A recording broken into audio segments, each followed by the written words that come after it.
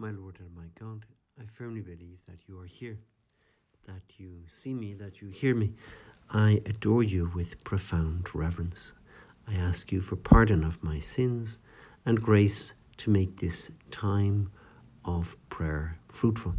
My Mother Immaculate, Saint Joseph, my Father and Lord, my guardian angel, intercede for me. Today, the third Sunday of Advent is known as Gaudete Sunday, Gaudete being the Latin for rejoice. You could also call it Dollop of Honey Sunday, perhaps. Today we priests can wear in Mass rose-coloured vestments. We like to stress rose, not pink. Also, you can have more music and more flowers than is normal in this slightly penitential time of preparation for Christmas. Also, you might notice if you have an Advent wreath at home that one of the candles is probably rose-coloured. And that candle, the other ones being violet, and maybe one white one for Christmas, but the rose candle gets lit today. Gaudete is the first word in Latin in the entrance antiphon for the Mass, which in Latin goes, Gaudete in Domino semper, which is from St. Paul, saying, rejoice in the Lord always. And so, where does this rose come from? Why the rose? Well, really, it's halfway between the violet of Advent, which is this penitential colour. We have the same colour right throughout Lent. And the white of Christmas, which is the white of feast days. And the rose of today is kind of halfway in between. And it's saying or giving us a little glimpse of Christmas, a little encouragement, saying the Lord is near. Keep on going. Hold on in there. You can do it. Jesus is just around the corner. And we get a slight interruption of joy in an otherwise penitential season. The Church knows that we are the kind of creatures that really need a little preview of the joy that is going to come. We're not angels. Angels don't need that. We are what are called wayfarers, pilgrims. We're walking along this path. I'm thinking of our whole life now, not just the path of Advent or the path of Lent, which is kind of similar. It's like a little microcosm of our lives. And in this life, we are walking along and we're walking towards our destination, which is heaven. But it can be a long and winding road. It can be hard going. And like all wayfarers and pilgrims, we need encouragement. And so you, Lord, in your gentleness, give us little foretastes, dollops of honey, so that we can persevere on the journey. And today is one of these little dollops of honey. The Church very kindly saying, look, have something special today. A little bit of a preview, a little aperitif of Christmas, as it were, a little dollop of honey. St. Augustine says that God gives us drops of sweetness so that we won't faint along the way, speaking of our whole life. And you see it in Scripture, right throughout Scripture. The manna in the desert to keep the Israelites going, to stop starving. And there's a lovely detail that we're told in the Bible about the manna in the desert. It had a faint taste of honey. And you say, well, that is strange. Why the faint taste of honey of the manna? And of course, it was because the manna was literally a foretaste of the promised land, because the promised land, as they knew very well, was a land of milk and honey. So the Israelites expected to be having a lot of honey in the promised land, and already in the manna they're given a little foretaste. The psalmist says, taste and see that the Lord is good. Not just taste when you're in heaven, but taste already on earth. Have a little foretaste of that. Remember the prophet Elijah. He's on a long journey himself, and he's exhausted.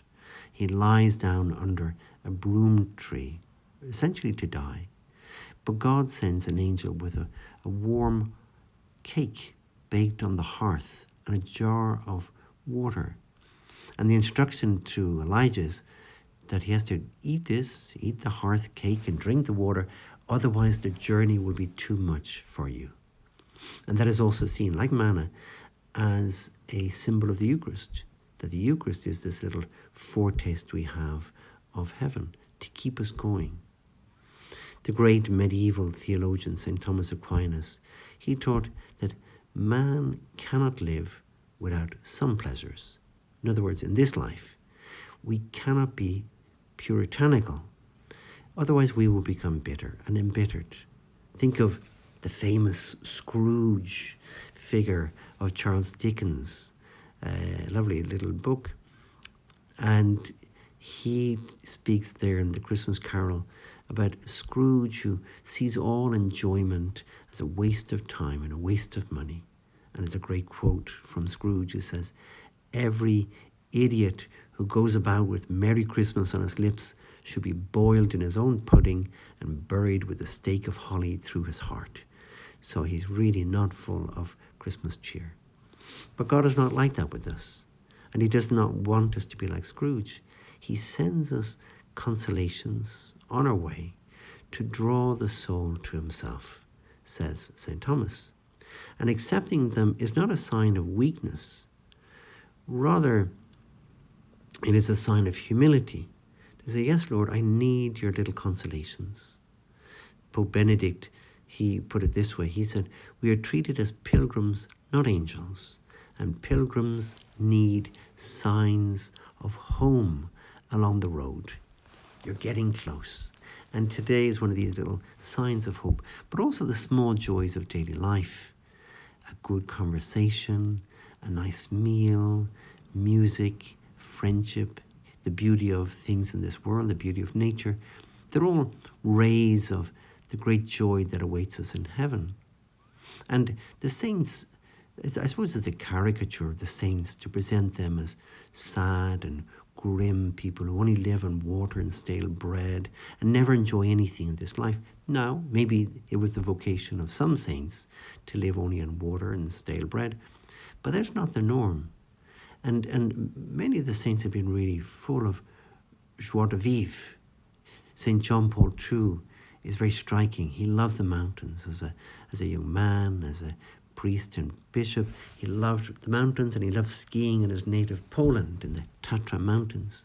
And then when he became Pope, that all ended. And he, for the first year or two of his papacy, he really felt bereft of his trips to the mountains and skiing, until eventually some of his co-workers who helped him in the Vatican helped him to arrange little escapes from the Vatican to go to the mountains for skiing or hiking trips.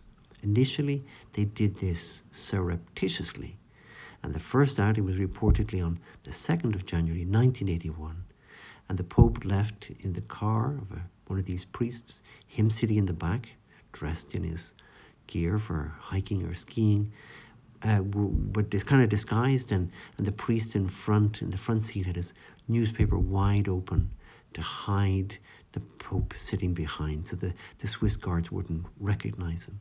Eventually, these escapes became a little bit more official and formal, but there were about 100 such occasions when the Pope went up skiing in the mountains in summertime, and summer hikes and winter skiing and everything.